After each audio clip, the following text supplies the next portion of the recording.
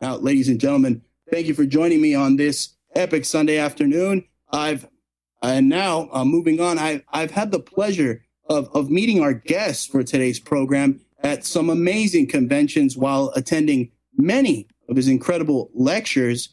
Now, our guest on today's program has uncovered many secrets guarded by such groups, such esoteric groups like the Illuminati, and he has been called the real life Robert Langdon from, if you remember, from the Dan Brown series, the DaVinci Code. He's the author of 17 books and many DVD presentations, such as The Judgment Day Device. He specializes in ascension teachings for all ages and appears regularly on the hit History Channel series, Ancient Aliens. Ladies and gentlemen, please welcome our guest for today's program, investigative mythologist and author, William Henry. Hello, William. How are you? Very well, Bruce. How are you? Thank you for having me on the show. Oh, it's great to have you on. I'm great. I'm doing great. Thank you so much for joining us, William, for joining us on the program. Now, let's talk about the anticipation for this year's Conscious Life Expo. You always give. You there, Will? Yeah, I'm here. Your voice was cutting out. I think I barely caught you asking a question about the Conscious Life Expo. We'll just back up for a second. Bruce, your internet connection just cut out. Just go ahead and repeat. Oh, my goodness. Sorry about that, Will. Now, I wanted to ask you about the anticipation for this year's Conscious Life Expo. You always give such amazing lectures at the event. What topics will you be covering at this year's LA Conscious Life Expo, Will? Well, lots of anticipation about the event. It's always the kickoff for the year. It's a huge event. It's wonderful to get out there to LA and see all my old friends and new friends and acquaintances. Wonderful event. The LAX Hilton is one of my favorite places to go for an event. Everybody's just kind of in the place together, and it's just you're always bumping into people. It's just really exciting. And this year, I'm talking about, my presentation is called Angels, Aliens, and the Book of Love. It's a presentation based in part on my book, The Secret of Sion, but also drawing from my new book, which is called The Watchers, Lost Secrets of Ascension, Resurrection, and Perfection. And as you said in the introduction, my specialty is the ascension teachings of all ages and different spiritual traditions. And what I'm going to be doing in Angels, Aliens, and the Book of Love is talking about how at the foundation of the ancient ascension stories was always a mention or some kind of a riff on the existence of what are referred to as the tablets of destiny, or the tablets of the gods. The Gnostic Christians refer to it as the Book of Love. This is an actual tablet or book of knowledge that is specifically geared towards assisting us in completing our own ascension. And the idea is that it's ultimately it's like our passcode, if you will, for advancing beyond the earth plane. Wow, that's amazing. And that's what you will be covering at this year's workshop at the LAX Hilton? That's right. It'll be on Saturday from 4 to 5:30 in the Carmel room, and it's going to be an exciting presentation because there's a couple other speakers actually talking about ascension. One of them in particular borrows quite a bit of my material, so I'm glad to see that aspect of it's being covered. But what I'll be looking and presenting here is actually what the ancients said was the very basis for the idea of ascension and how we are to incorporate these teachings into our lives. One aspect of the story will involve the Anunnaki, a group of extraterrestrials familiar to many people, especially the readers of Zecharia Sitchin's work. Mr. Sitchin really focused on the mundane or material aspects of the Anunnaki. But what I learned early on and was introduced to by reading his books is that the Anunnaki had all kinds of spiritual teachings as well, and these often aren't discussed, and this is what I put together for this presentation and also in my book, The Watchers. Simply amazing. Now, I remember, Will, at the last lecture I attended, you were talking about how technology is merging with the human body, and, we see Motorola patenting these products that can actually read your thoughts before you even say a word. Tell us a little bit about that lecture. Do you recall touching up on those topics? Yeah, I sure do. And in fact, on my website, which is williamhenry.net, I have an online presentation called Playing God, The Next Human is Here. And in this presentation, I go through in an hour and a half. It's kind of like a long news flash of stories literally pulled from the headlines about how we're meshing our flesh with digital technology and the dangers of this for our ultimate spiritual well-being. And it's happening so fast, and the average individual is simply not aware of this acceleration of this technology and how the major corporations in Silicon Valley are aiming this technology at human skin. We're literally in the process of blending or merging 4 key technologies: our genetic technology, our nanotechnology, our neuroscience, and our our brain science, and merging them all into one cohesive and seamless technology that's aimed at the skin, breaking the skin barrier and literally creating a new skin for humanity. That's absolutely incredible. That obviously can't be good for your health. I mean, we could definitely see some type of cancer coming from via all these type of devices they're trying to put into humanity.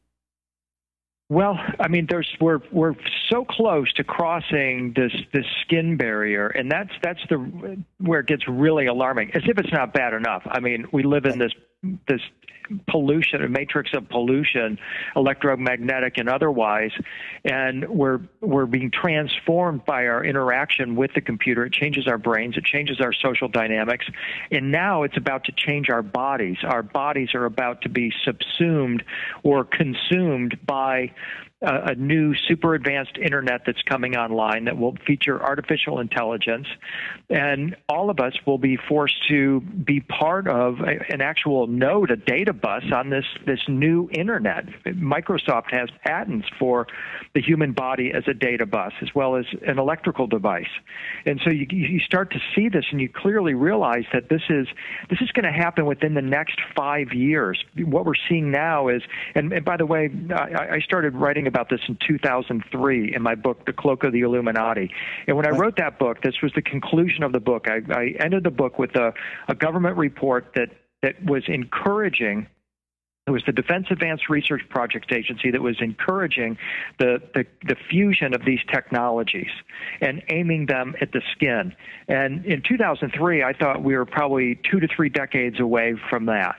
And here we are just a little over 10 years later, and we're already seeing signs of it in the marketplace. We're Google, Apple, all the companies are going into the wearable computer mode where we're going to take our phone out of our hand and begin to wear it on our body instead. Well, that's an intermediate phase. That's a stepping stone that's going to last 2 to 3 years maybe. By 2020, they will have this technology introduced where we're going to be putting the temporary tattoos on our skin, but that is just the preamble for actually going into the skin. And I believe it's 5 years away at most. Amazing. Just like Hitler's Germany, only these tattoos have RFID. Incredible. Yeah, exactly. And the promise of this is that we can transform, that the human body is meant to be transformed and, in fact, is meant to be perfected. This is a mindset that actually began with the invention of eyeglasses. With the invention of eyeglasses came the idea that the human body is improvable. Before that, the church's position was, hey, if God wanted you to see, darling, he would have given you a good set of eyes. So sit down, shut up. There's nothing you can do about it. But then the invention of eyeglasses comes along, and it's like, hey, wait a minute. If we can improve our eyesight, what else can we improve? Well, here we are in the turn of the 21st century. We blink an eye, and here comes Google Glass, introducing wearable technology that we can just put on instead of eyeglasses, put on the Google Glass. We're wired to the internet 24/7, recording every conversation that we're having. We're in a blink of an eye, put it up on Facebook, whatever we want to do. And that's just the start. And I believe that the human body is indeed improvable. I believe that humans have within their capability to even perfect themselves. And by perfecting themselves, it means become more compassionate, to become more whole, more holy, more complete beings, or perfect beings. And the only way that we can actually really do that is through spiritual technology. And I believe that if we start meshing our flesh with digital technology, we are not going to be able to attain our spiritual potential, to say the least. And in fact, we're going to actually be more than likely becoming slaves to some unknown agency or group in God knows where. Absolutely. We're on the verge of losing our humanity if we become robots, if we merge with robots, right? Exactly. Einstein said that we can't solve our problems by using the same kind of thinking we used when we created them. And in order to solve our current problems, the next human will have to emerge. And I'm all for the next human coming on the world stage. But I believe that the next human is going to have to be more compassionate, going to have to be more intelligent, going to have to be more cosmically oriented. And the next human isn't going to have an Apple logo on its rear end or in its eye or a Motorola logo, or as exemplified in Matt Damon's amazing movie Elysium, where people are segregated because they have the wealth and the technology to do these kinds of things. And that reality is upon us, and it's up to us now to say, wait a minute, bits, atoms, neurons, genes, these are great technologies individually, but you put them all together, bits B, atoms A, neurons N, genes G, bang. This is going to blow up on us. And it definitely is. Most aren't aware of where we're at. The next human is here, and he's stepping out of Silicon Valley, stepping out of Hollywood, and we're being shown this on a daily basis, and we have to decide the limits of this technology, because what we're doing is really playing God instead of transforming ourselves into more divine beings.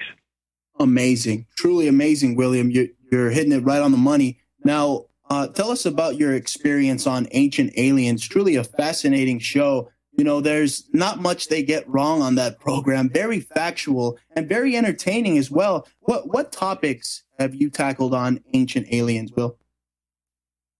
Well, it's a great show. Really enjoy it. I've been a talking head on the show for, I guess, about 4 years now.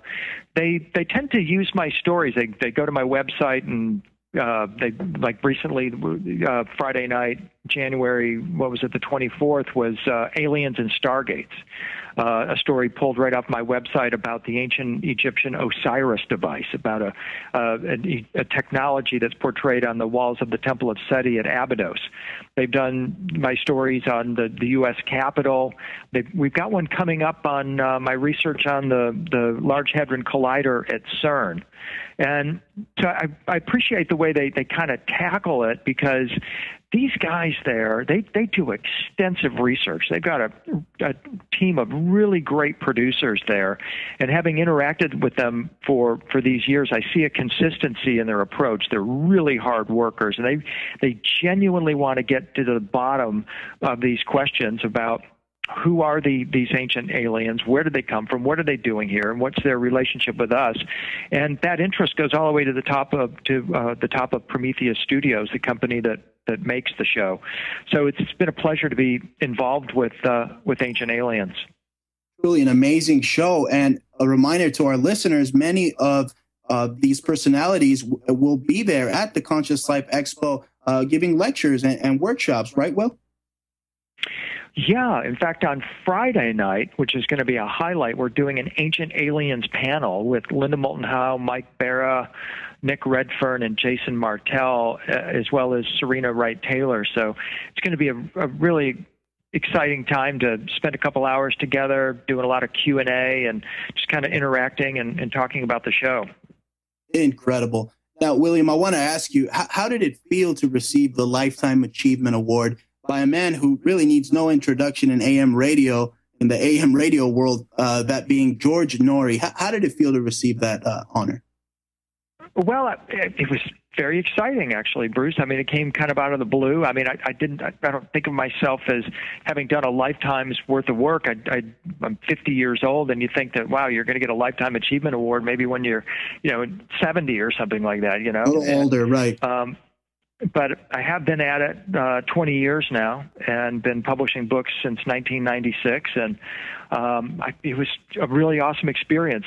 Greg Braden was there to present the award with George, as was Daniel Brinkley, and early on, I mean, I met Greg in 1995. I went to one of his presentations here in Nashville, and I told him there at the event what an influence he had been on me, and how he kind of set the bar, paved the way for showing, not only what to do, but how to do it. And early on, when I started giving presentations, Daniel became a good friend, and he was instrumental in kind of giving me some motivation and some encouragement to really get out there. So it was great to see George, and who I have a long-term relationship with, having been the second guest that he interviewed on Coast to Coast back in 2002.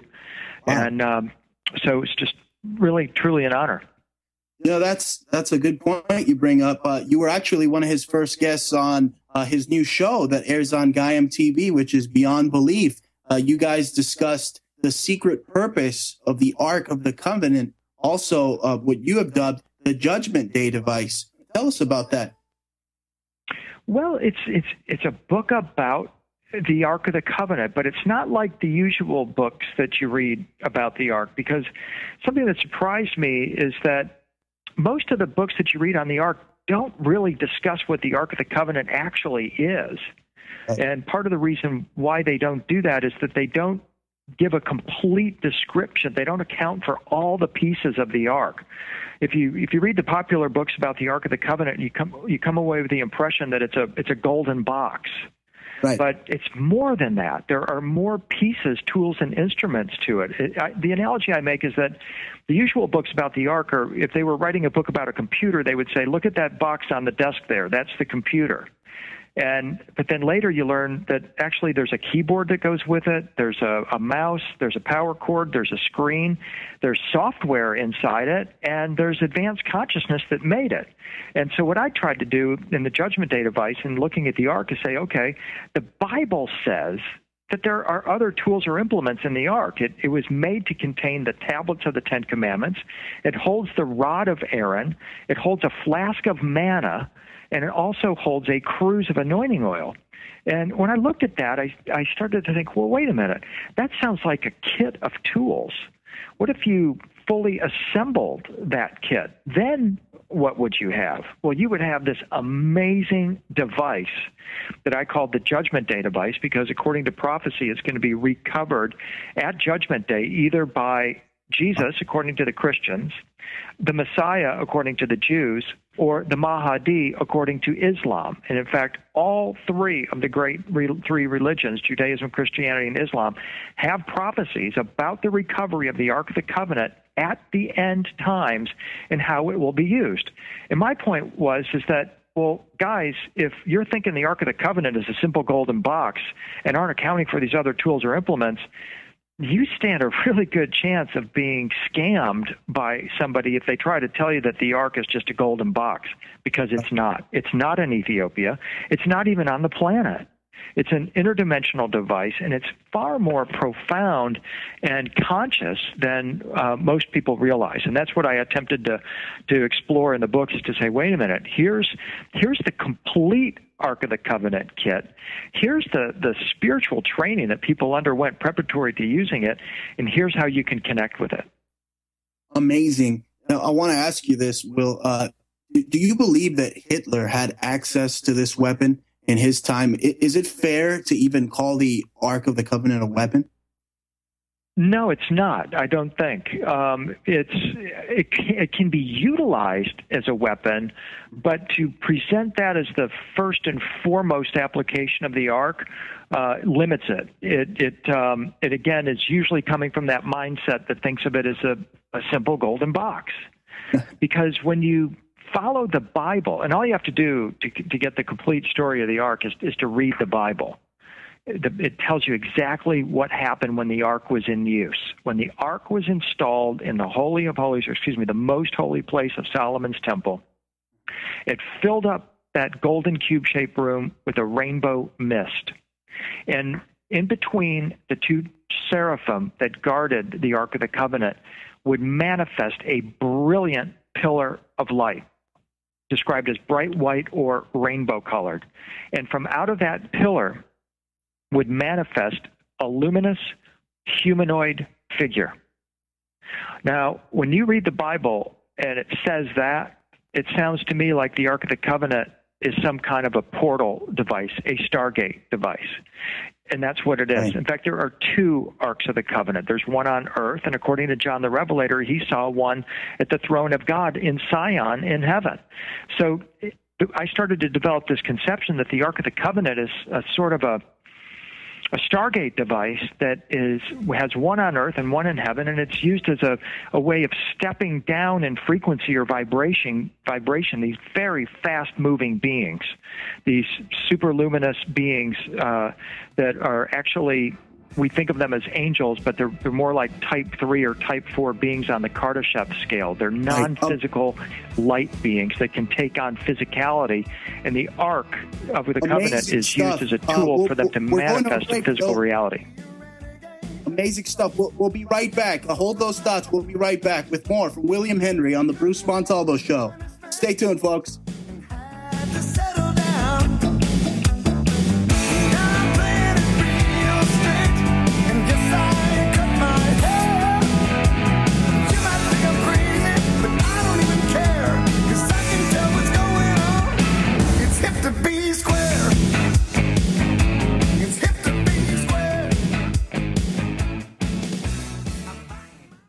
Joining us is a very special guest, investigative mythologist and author, William Henry. Hello, William. Welcome back.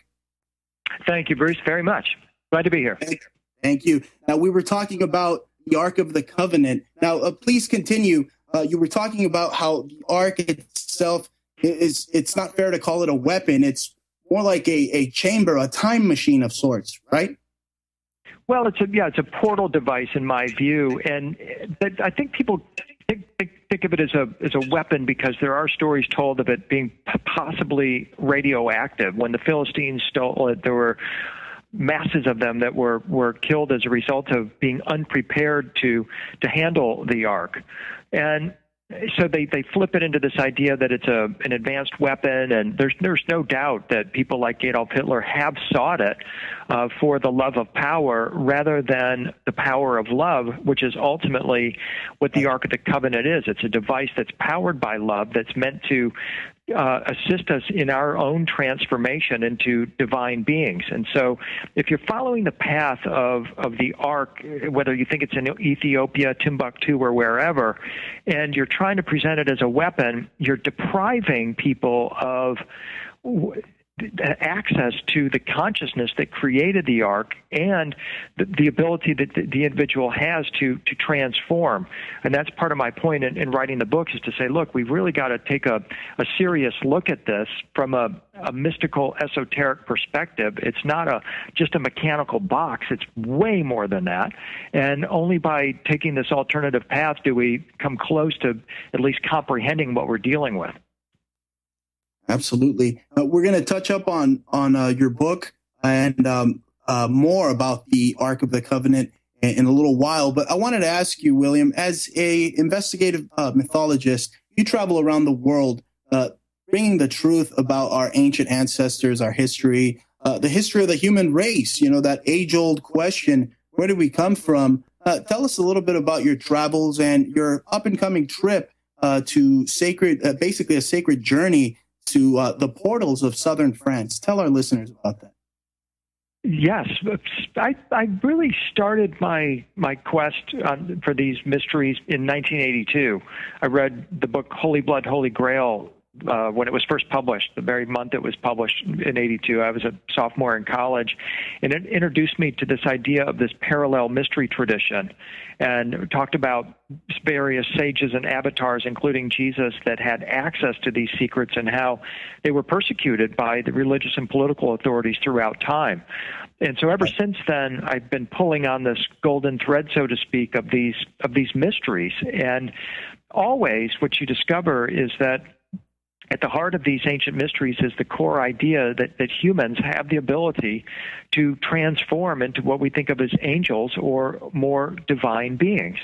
And all along, the establishment religious authorities have sought to keep those teachings from ordinary individuals. Perhaps they're doing so for benevolent reasons. They might be misused.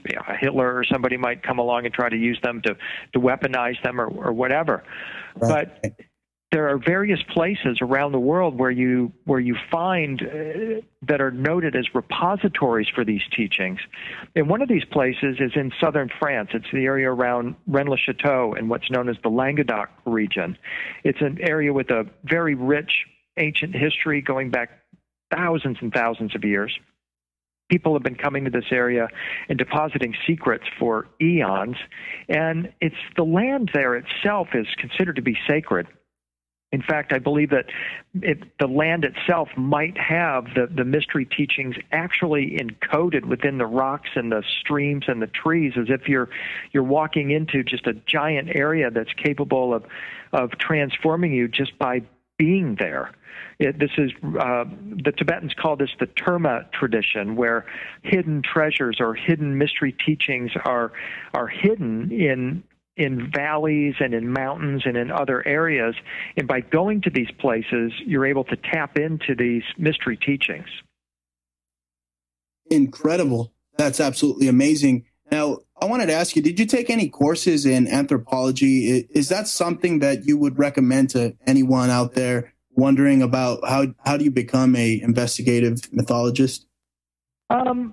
I would recommend more mythology classes, English literature, ancient history. Some good science classes would be great, too, because what we're discovering is just how much modern science is actually mirroring what the ancients could do.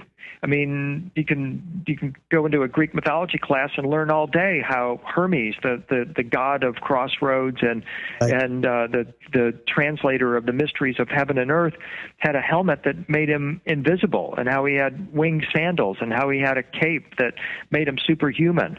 And then you go to MIT and you look and you say, well, what are you guys working on? Oh, well, we're working on an invisibility cloak and a helmet that you can put on.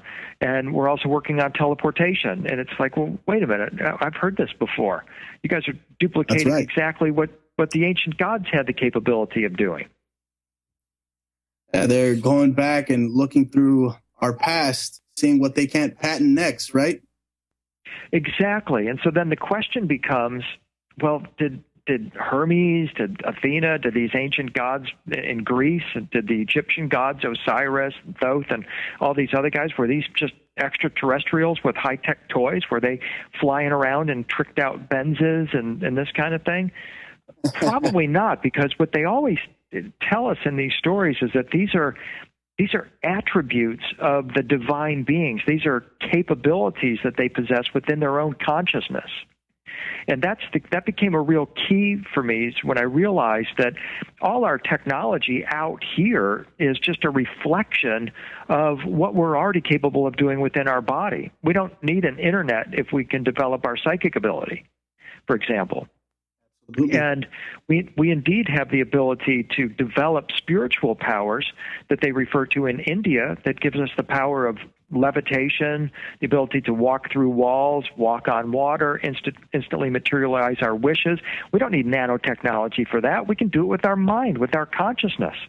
And I'm a big proponent of humanity going down that path instead of trying to duplicate all the attributes of the ancient gods and divine beings through technology. And this is, just something it's a point that some would disagree with me on, that they believe that the ancient aliens that came here, no, they just flew around and tricked out Benzes. There was nothing spiritual about these ancient aliens, and I fundamentally disagree with that, and I'm willing to entertain other people's viewpoints about it, but just the research I've done led me to the conclusion that it's all spiritual. It's all about developing our latent capabilities.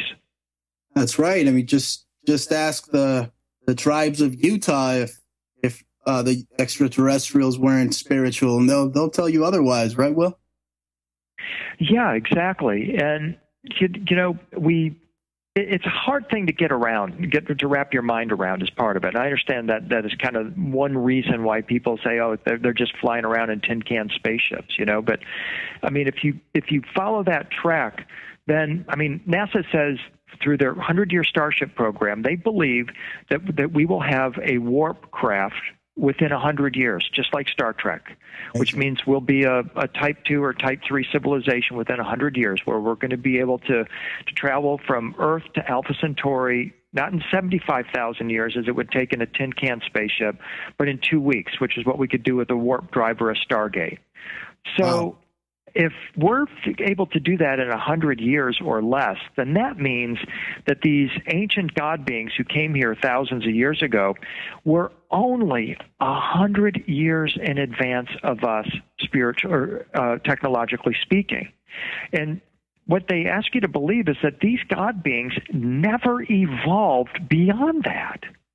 And I just can't fathom that. Because imagine where we're going to be in 100 years if we really devote ourselves to bringing these spiritual teachings forward. Right now, for the first time in human history, we have millions of people worldwide doing yoga. Right. Focusing on their health, eating the right foods. And that has to have a dramatic effect on the collective of humanity. And so my point is, it's like, well, wait a minute, guys. When we're working on raising our vibration or doing our spiritual work, we're actually having a huge impact on the entire planet and the future of the human race. And I say that in part to inspire and to motivate people, because now is the time where we're going to make a decision. Because if we decide that we're going to allow these Silicon Valley companies to have their way, there will be no such thing as an individual within 10 years. There will only be one being here, and we will all be simply data buses as part of this new artificially intelligent being, whether we call it the matrix, the grid, or whatever term we choose to apply to it. Right. It will be a transhumanistic nightmare, so to say. Now, Will, tell us about some of your books, starting with one of my favorites, as we mentioned earlier, Cloak of the Illuminati: Secrets, Transformations, Crossing the Stargate. Tell us a little bit about your writing process for this book. Well, I wrote that book in 2003. I live in Nashville, where we have a copy of a ancient temple called Mount Meru, which was the dwelling of the gods. It was called the Gate of the Gods. It was supposed to be located in a place called Shambhala.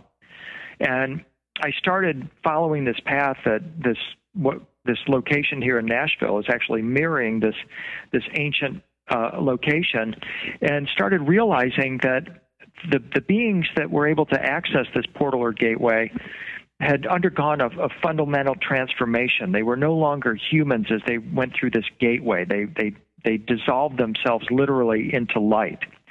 And they symbolized this transformation by the acquisition of a bright white garment of light that was called the pallid garment or the miracle garment. And in the book, I show examples of ancient Anunnaki goddesses wearing this miracle garment that enabled her, and her name was Inanna, to access the seven halls or holes in space that the Anunnaki were frequently traveling on. And so I just started following this path of this cloak or garment of light and realized that it's a transmittable cloak. It's not a literal physical cloak or garment. It's actually a frequency that transforms the body.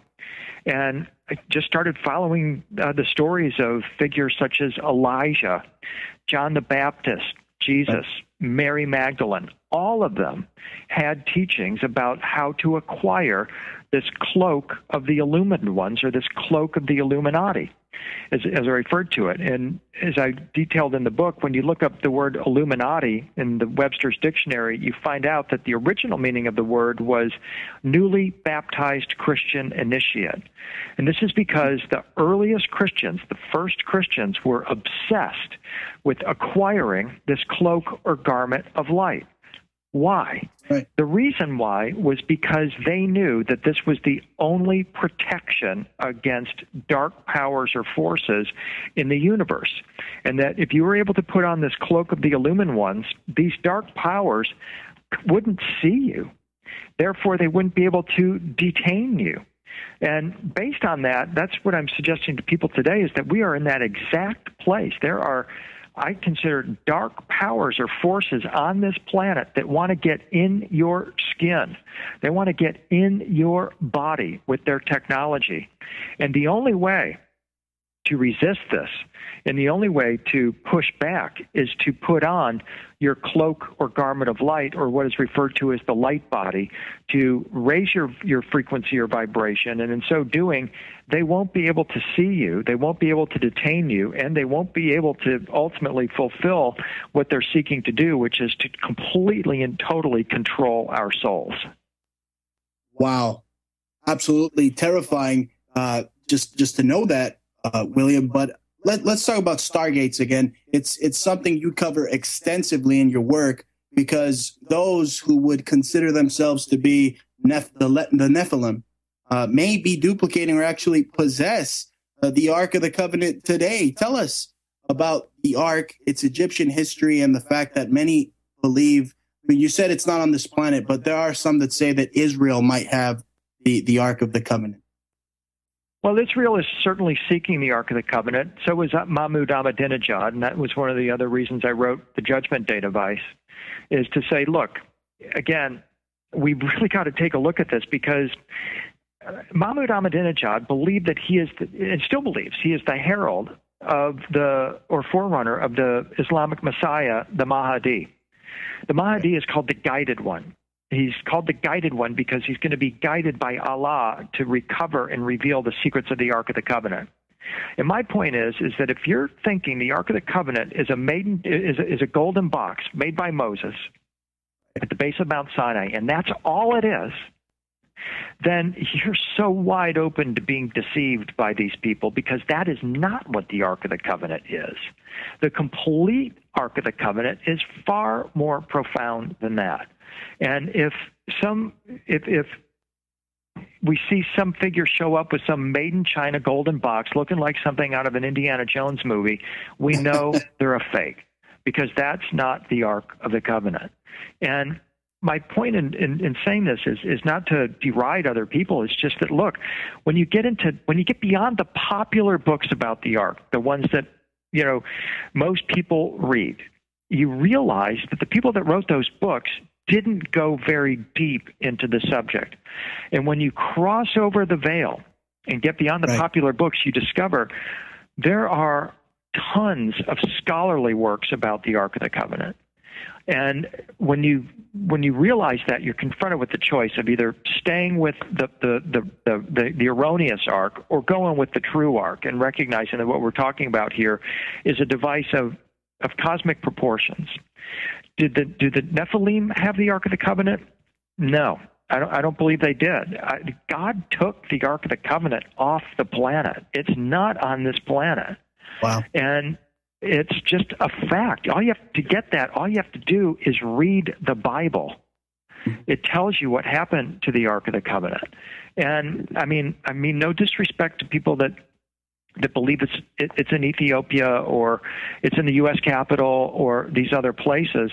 It's the reason why they can't find the Ark of the Covenant, Bruce, is because they're always sitting on it.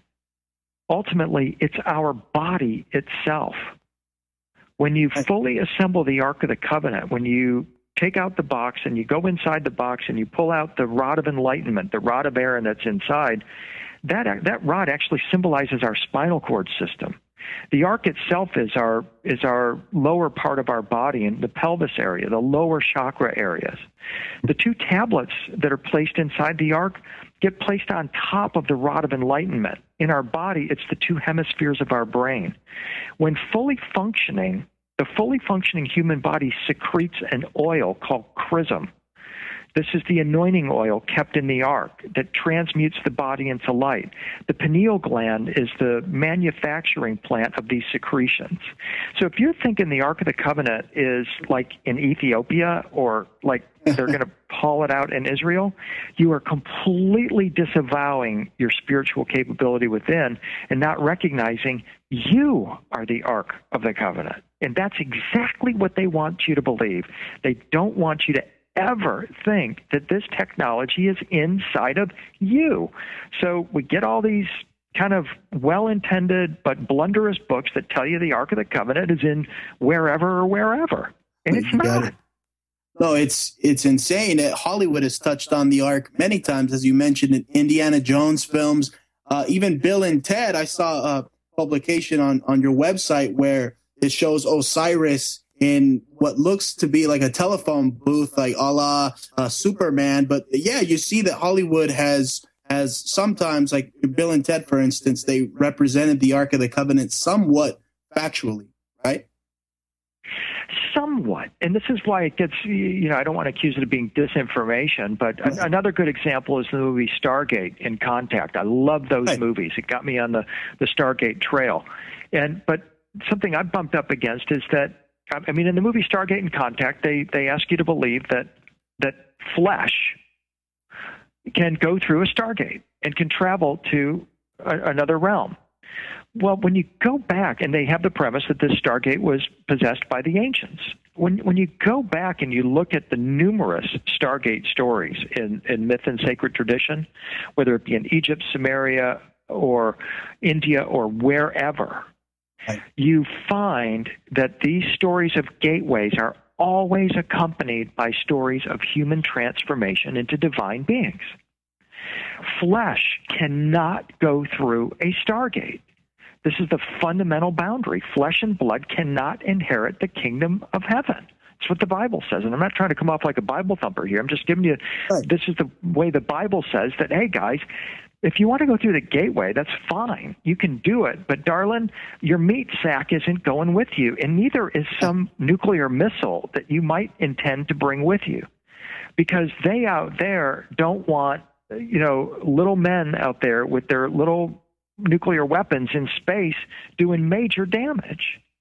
And so there's a kind of a fail-safe or a protection mechanism that's built in here that the only way to access these gates is to transform yourself into a divine being. And story after story after story verifies that that's the case. And so I look at movies like Stargate and Contact and say, gosh, it's great entertainment, but is it an actual teaching about Stargates? No, it's more disinformation about Stargates. Amazing. Yeah, and by design, because it's Hollywood. They don't want you in touch with the spiritual being that you are, by design. Right, but just imagine if they could do a film about that, about showing that transformation. I think we're going to be close to doing that here soon, and I think it could be the most mind-boggling movie ever made. Sorry about that. I certainly hope so.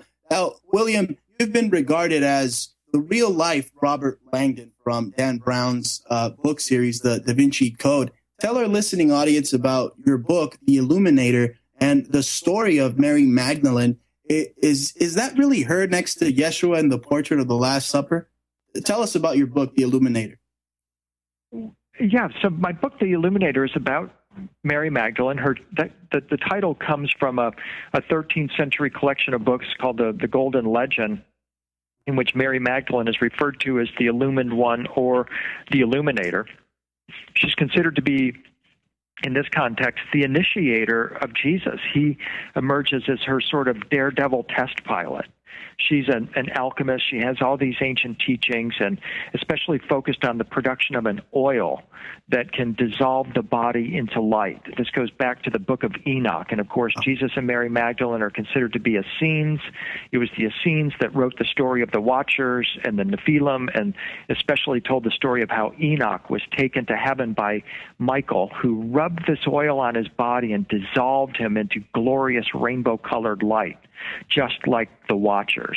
Well, Mary Magdalene knew the secret of that oil, and I believe that that's the oil that she anointed Jesus with, and dissolved his body into light in an event that's recorded in the Shroud of Turin, where he dissolves himself into radiant light, is projected through the shroud, and then becomes what's known in the book of Enoch as a translated man or a resurrected being, just like the Watchers. And in fact, this is the subject matter of my new book, Lost Secrets of the Watchers, or the Watchers, Lost Secrets of Ascension, Resurrection, and Perfection. These beings, these super advanced beings, had come to Earth with this teaching about transforming humans into angels or light beings and hooking them up with a cosmic conduit that ultimately led to likely the center of the Milky Way galaxy. And Mary Magdalene was undoubtedly one of their students utilizing these teachings, and this is the reason why when she rolls away the stone on Easter morning and she sees the two angels dressed in white in the tomb and Jesus is gone, she recognizes that these are the Watchers that are there, and they're there because they're the ones who brought this teaching to Earth. Amazing. Truly amazing. Now, before we're running out of time, Will, but before we go, I wanted to talk about Egypt and how cats actually are perceived as divine beings. Now, I mentioned this because of your late and great cat, Boo. I'm friends on Facebook, so I saw that you posted a picture of your cat. And you know what? He reminds me a lot about my cat, Wesley. Tell us a bit about how cats were perceived in Egypt, and a little bit about your cat, Boo. Well, yeah, and thank you for asking that, Bruce. Yeah, in Egypt, about 12 miles outside of Cairo, is a place called Leontopolis, the city of the lions. And there was located the temple of Bubastis. She is the cat goddess. And literally at this temple, the cats were worshipped.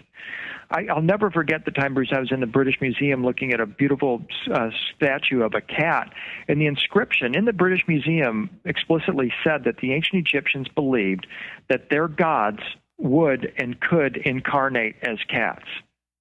Wow. And so here at the Temple of Bubastis is where they literally worshipped the cats. Now, what's interesting about this in terms of our conversation is that it was there at Bubastis that the Essenes, when they broke away from Jerusalem in 164 BC, when the Temple of Solomon had been desecrated, they went to Leontopolis, right to the site of the Temple of Bubastis, to build a duplicate of Solomon's temple. And it is there that they wrote the Book of Enoch and began talking about human translation into angels and these beings called the Watchers and their offspring, the Nephilim. Amazing. So there seems to be a really Will. I'm sorry to cut you off, Will, with but the we cats, are out with of time. Enoch, and human transformation. Joining us. Thank you so much. Let our listening audience know where they can find you, give out your website, and of course, you're going to be at the Conscious Life Expo this year, right? That's correct. I'm February 7th through the 9th, and my website is williamhenry.net, and thank you so much, Bruce. Many blessings to you. Thank you, Will. We'll see you there. Ladies and gentlemen, thank you for joining me on yet another fantastic voyage here on the Bruce Montalvo Show, where although I'm not Italiano, I am a Gambino. And a reminder to tune in 12 noon Pacific Standard Time